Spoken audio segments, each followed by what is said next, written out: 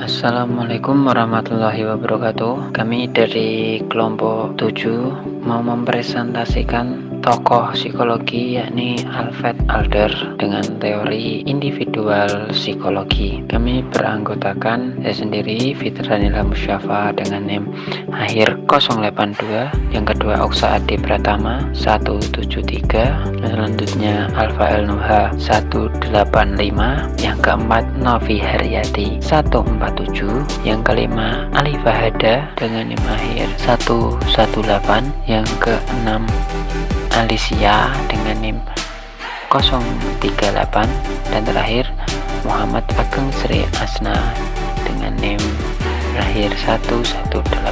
Oke, jadi Alfred Adler dengan teori individual psikologi menyatakan bahwa manusia lahir dengan tubuh yang lemah dan inferior, suatu kondisi yang mengarah pada perasaan inferior sehingga mengakibatkan ketergantungan kepada orang lain. Jadi manusia itu terlahir dengan tubuh yang lemah, seperti contoh anak bayi yang baru lahir, tubuhnya itu lemah dan inferior sehingga membutuhkan orang tuanya, yaitu mengakibatkan ketergantungan pada orang lain. Manusia memulai hidupnya dengan daya juang bawaan dan keterbatasan fisik, yang keduanya menghasilkan perasaan tak berdaya atau inferior, mendorong manusia untuk menetapkan tujuan untuk mengatasi ketidakberdayaannya. Jadi manusia itu memiliki keterbatasan fisik, tetapi dia juga memiliki dorongan untuk mengatasi ketidakberdayaannya itu. Yang selanjutnya, prinsip teori Adlerian. Yang pertama adalah kekuatan dinamis di balik perilaku manusia adalah berjuang untuk meraih keberhasilan atau superioritas. Jadi manusia itu berjuang. Kekuatan dinamis itu menghasilkan semangat untuk berjuang untuk meraih keberhasilan atau superioritas. Yang kedua, persepsi subjektif manusia membentuk perilaku dan kepribadian. Perilaku subjektif itu sikap yang mengacu kepada keadaan di mana seorang berpikir relatif, hasil dari menduga-duga berdasarkan perasaan atau selera. Sikap subjektif adalah sikap yang berdasarkan pada pandangan atau perasaan pribadi mengenai suatu hal. Jadi perilaku itu tergantung kepada persepsi subjektif manusia itu sendiri. Menurut prinsip teori Adlerian. Yang ketiga, kepribadian itu menyatu dan konsistensi diri. Jadi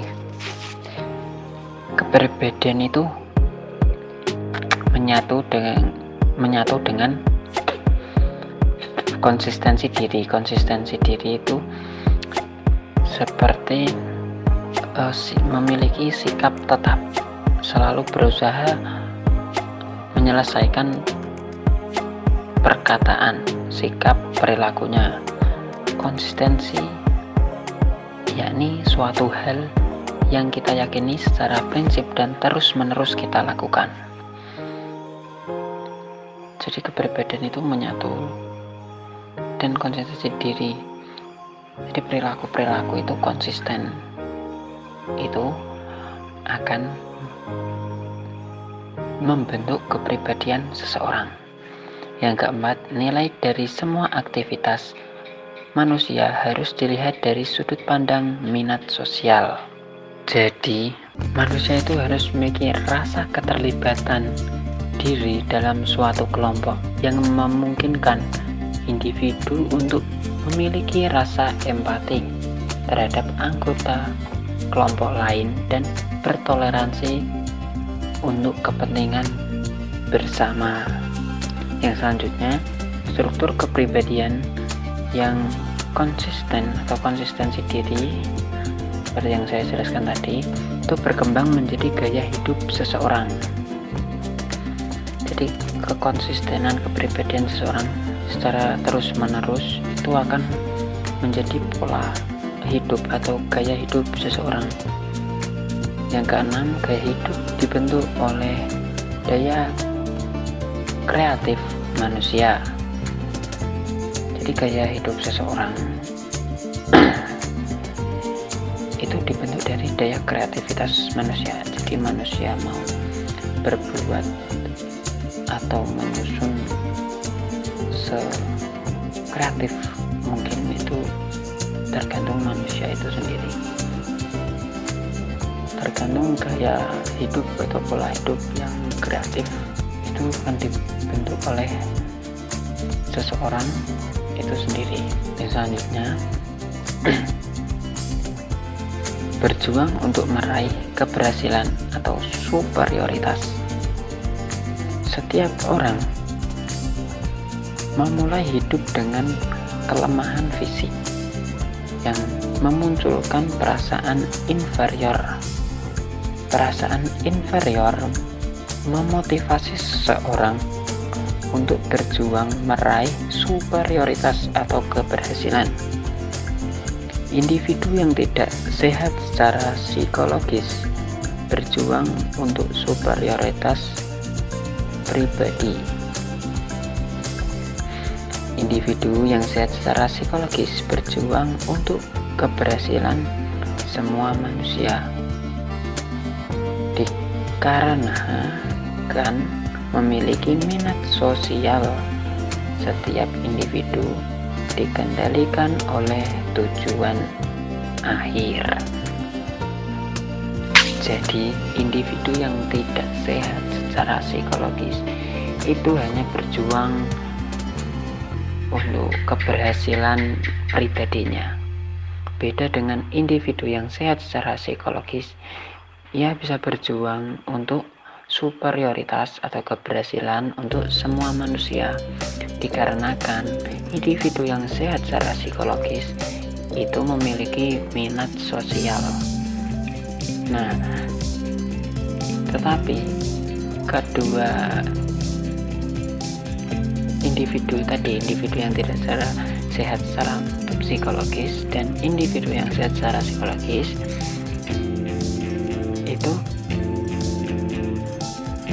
dikendalikan oleh tujuan akhir, sama-sama memiliki tujuan akhir. Materi yang selanjutnya akan dibacakan oleh teman saya. Tujuan akhir tidak ditentukan oleh genetis atau lingkungan umum, merupakan produk daya kreatif. Daya kreatif adalah kemampuan manusia untuk cara bebas membentuk perilakunya dan menciptakan kepribadian mereka sendiri. Ketika anak-anak mencapai usia 4-5 tahun, daya kreatif mereka telah terbentuk sampai pada titik di mana mereka bisa menetapkan tujuan akhir mereka. Bahkan, bayi memiliki kekuatan bawaan innate untuk menuju pertumbuhan, penyelesaian, dan keberhasilan. Bayi kecil tidak lengkap dan lemah, merasa inferior dan berdaya. Menetapkan tujuan fisikal untuk menjadi besar, lengkap, dan kuat. Anda tidak boleh dimanja, bisa jadi independen, manja, dan tidak punya tujuan. Daya juang sebagai kompensasi. Manusia terus-menerus didorong oleh kebutuhan untuk mengatasi perasaan inferior dan didorong oleh keinginan untuk menjadi utuh.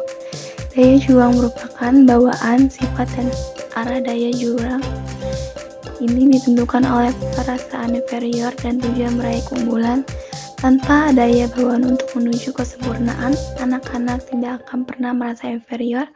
Tanpa perasaan inferior, mereka tidak akan pernah menetapkan tujuan untuk meraih superioritas atau keberhasilan. Walaupun bawaan tetap harus dikembangkan dengan caranya sendiri, bisa dimulai pada usia 4-5 tahun. Berjuang meraih superioritas pribadi. Tujuan bersifat personal dan usahanya dimotivasi sebagian besar perasaan inferior yang berlebihan atau muncul inferior kompleks. Contoh, pencuri dan penipu merupakan contoh orang yang berjuang untuk keuntungan pribadi. Beberapa orang membuat penyamaran yang pintar untuk mencapai tujuan pribadinya, bisa secara sadar maupun tidak sadar, menyembunyikan kecenderungan mereka untuk memikirkan diri sendiri di balik tirai keprihatinan sosial. Contoh, dosen bisa terlihat minat besar pada mahasiswanya karena ia mengadakan hubungan pribadi dengan mereka. Ia dengan jelas menunjukkan simpati dan perhatian serta mendorong mereka yang bermasalah untuk berbicara kepadanya tentang persoalan pribadi mereka. Dosen ini memiliki kecerdasan sendiri yang membuatnya percaya bahwa ia adalah dosen yang paling mudah ditemui dan diprediksi di universitasnya. Bagi orang yang melihat, ia tampak termotivasi dan minat sosial, namun sebenarnya setidaknya sebagian besar ditunjukkan untuk dirinya sendiri dan dimotivasi oleh kompensasi berlebihan untuk perasaan inferiornya yang besar. Berjuang meraih keberhasilan. Individu yang sehat secara psikologi adalah mereka yang dimotivasi oleh minat sosial. 1. Peduli dengan tujuan-tujuan yang melebihi diri mereka sendiri. Mampu menolong orang lain tanpa meminta imbalan. Mampu melihat orang lain bukan sebagai lawan, tetapi sebagai manusia yang bisa diajak bekerja sama untuk kepentingan sosial. Kedua yaitu keberhasilan bukan didapat dengan mengorbankan orang lain. Ketiga yaitu melihat masalah sehari-hari dari sudut pandang perkembangan masyarakat daripada sudut pandang keuntungan pribadi. Keempat yaitu pengertian mereka akan bertumbuh pribadi sangat terikat dengan kontribusi mereka pada lingkungan masyarakat. 2. Persepsi subjektif. Persepsi subjektif membentuk kepribadian dan perilaku. Sikap juang seseorang untuk mencapai superioritas ditentukan oleh persepsi subjektif mereka akan kenyataan, yaitu fiksi atau harapan masa depan. Fiksionalisme, fiksi gagasan yang tidak memiliki bentuk nyata. Individu yang paling penting adalah tujuan meraih superioritas atau keberhasilan, tujuan yang kita ciptakan di awal kehidupan dan mungkin tidak dipahami dengan jelas. Tujuan akhir yang fiksional dan subjektif ini menuntut gaya hidup kita dan menyakitkan kepribadian kita. Contoh fiksi yaitu 1. Pria lebih superior dibanding wanita. Walau digagas ini tidak memiliki bentuk nyata, namun banyak orang baik pria atau wanita bertindak seolah-olah ini nyata. Kedua yaitu tentang kepercayaan kepada Tuhan yang memberi imbalan kepada orang yang berbuat baik dan menghukum yang berbuat jahat. Kepercayaan itu menuntut kehidupan sehari-hari jutaan manusia dan membantu membentuk tindakan-tindakan mereka. Menurut Freud yaitu pengalaman masa lalu, motivasi perilaku saat kini. Adler yaitu manusia dipengaruhi oleh persepsi subjektif masa kini tentang masa depan. Tidak perlu disadari dan dimengerti, namun demikian persepsi ini memberikan tujuan pada semua tindakan manusia dan bertanggung jawab pada pola konsisten yang berjalan di sepanjang hidup mereka. Selanjutnya, kelemahan fisik. Keterbatasan fisik ini menstimulasi persepsi subjektif tentang inferioritas yang berfungsi sebagai dorongan menuju kesempurnaan atau keutuhan. Bergerak menuju keadaan psikologis yang sehat dan gaya hidup yang bermanfaat. Melakukan kompensasi secara berlebihan, termotivasi menaklukkan orang lain atau menarik diri dari orang lain. Contohnya, Adler yang lemah dan sakit-sakitan waktu masih kecil. Penyakitnya ini mendorong ia untuk mengalahkan kematian dengan menjadi dokter dan mendorongnya bersaing dengan kakak laki-lakinya. Kelemahan fisik tidak menyebabkan seseorang menjalani gaya hidup tertentu, namun hanya memberikan motivasi pada saat ini untuk meraih masa depan. Selanjutnya ada 3 kesatuan atau self-konsistensi dari kepribadian. Setiap individu itu unik dan tidak terpisahkan. Psikologi individual menekankan pada kesatuan fundamental dari kepribadian dan gagasan bahwa perilaku yang tidak konsisten itu tidak ada. Pikiran, perasaan, dan tindakan semuanya mengarah pada satu sasaran dan berfungsi untuk mencapai satu tujuan. Ada dua cara di mana keseluruhan diri manusia berfungsi sebagai satu kesatuan. Yang pertama, bahasa organ. Kelemahan suatu organ tubuh memperlihatkan arah dari tujuan seseorang. Melalui bahasa organ-organ tubuh biasanya berbicara lebih ekspresif daripada yang bisa diungkapkan oleh kata-kata. Yang kedua, kesadaran dan ketidaksadaran. Kepribadian yang menyatu dapat dilihat dari keserasian antara tindakan sadar dan tindakan tidak sadar. Mereka bekerja sama sebagai sistem yang menyatu. Selanjutnya ada 4 minat sosial. Nilai dari semua aktivitas manusia harus dilihat dari sudut pandang minat sosial. Minat sosial didefinisikan Adler sebagai sikap keterikatan dengan umat manusia secara umum maupun sebagai empati untuk setiap anggota masyarakat. Sedangkan minat sosial yaitu termanifestasi dalam bentuk kerjasama dengan orang lain untuk kemajuan sosial daripada keuntungan pribadi. Minat sosial yaitu harus dikembangkan terutama pada masa 5 tahun pertama hidup seseorang. Sumber dari minat sosial ada 2. Yang pertama, hubungan ibu dan anak. Tugas ibu adalah mengembangkan sebuah ikatan yang mendorong kedewasaan minat sosial seseorang anak dan membantu perkembangannya minat bekerja sama. Yang kedua, ada hubungan ayah dan anak. Ayah yang berhasil bila bisa menghindari 2 kesalahan, yaitu keterlepasan emosional dan autoritarianisme. Pentingnya minat sosial. Minat sosial adalah cara Adler pada tahun 1927 untuk mengukur kesehatan psikologis, sehingga hal ini dianggap sebagai kriteria tunggal dari nilai manusia. Menurut Adler, minat sosial adalah satu-satunya standar untuk menilai seberapa berharganya seseorang. Sampai pada tingkat di mana seseorang memiliki minat sosial, maka ia dianggap sebagai dewasa secara psikologis. Individu tidak dewasa secara psikologis berpusat pada diri sendiri dan berjuang untuk meraih kekuasaan dan superioritas pribadi atas orang lain. Minat sosial tidak memiliki arti yang sama dengan dharma atau sifat tidak mementingkan diri sendiri. Tindakan kedermawanan dan kebaikan mungkin atau tidak mungkin dimotivasi oleh minat sosial.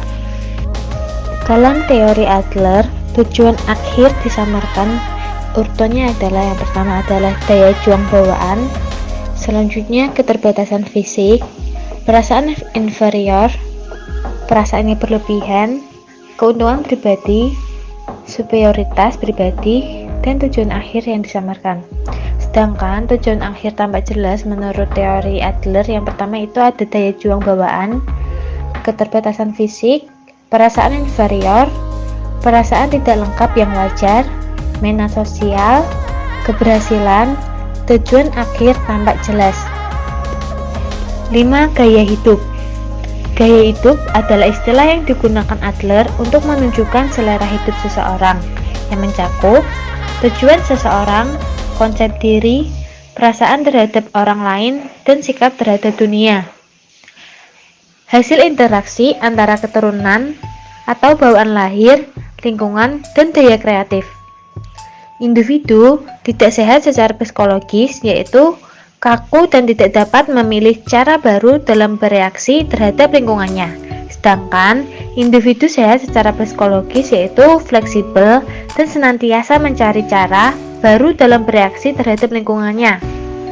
Senantiasa mencari penyelesaian antara 3 masalah utama kehidupan: kasih, cinta, secara seksual, dan pekerjaan. Daya kreatif. Gaya hidup dibentuk oleh daya kreatif yang ada di dalam diri manusia. Daya kreatif membuat manusia menjadi individu bebas dalam menentukan cara yang mereka pakai untuk mencapai tujuan akhir mereka. Konsep dinamis yang menggambarkan pergerakan, dan pergerakan adalah karakter hidup yang paling penting. Semua kehidupan psikis mencakup pergerakan ke tujuan dan pergerakan dengan arah.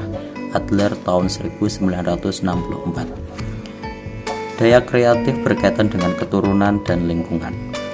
Manusia adalah makhluk kreatif yang tidak hanya bereaksi terhadap lingkungan, namun juga melakukan tindakan atasnya dan menyebabkan lingkungan bereaksi terhadap mereka. Faktor eksternal penyebab ketidakmampuan menyesuaikan diri. Yang pertama, kelemahan fisik yang berlebihan. Perasaan subjektif tidak dapat menyesuaikan diri timbul karena tubuh yang tidak sempurna. Namun, perasaan ini adalah hasil dari daya kreatif. Terkadang hal ini membentuk perasaan inferior yang berlebihan karena mereka berusaha keras untuk melakukan kompensasi terhadap kelemahan mereka. Mereka menjadi terlalu peduli pada diri sendiri dan kurang mempertimbangkan orang lain. Kedua, gaya hidup manja. Individu yang manja memiliki minat sosial yang lemah, namun memiliki hasrat yang kuat untuk terus mempertahankan hubungan yang sifatnya parasit. Mereka mengharapkan orang lain untuk merawat, melindungi, dan memenuhi kebutuhannya. Ketiga, gaya hidup terabaikan. Anak yang merasa tidak dicintai dan tidak diinginkan akan membentuk gaya hidup yang terabaikan. Mereka kemudian memiliki minat sosial yang minim, kurang percaya diri, tidak percaya pada orang lain, tidak mampu untuk bekerja sama serta merasa iri dengan keberhasilan orang lain. Kecenderungan untuk melindungi adalah ketika manusia menciptakan pola perilaku untuk melindungi perasaan berlebihan akan harga diri mereka terhadap rasa malu di muka umum, bertujuan untuk menyembunyikan citra diri mereka yang tinggi dan mempertahankan gaya hidup yang mereka jalani saat ini. Konsep kecenderungan untuk melindungi ini bisa dibandingkan dengan konsep Freud tentang mekanisme pertahanan diri. Dasar dari keduanya adalah gagasan tentang gejala-gejala yang dibentuk sebagai perlindungan terhadap kecemasan.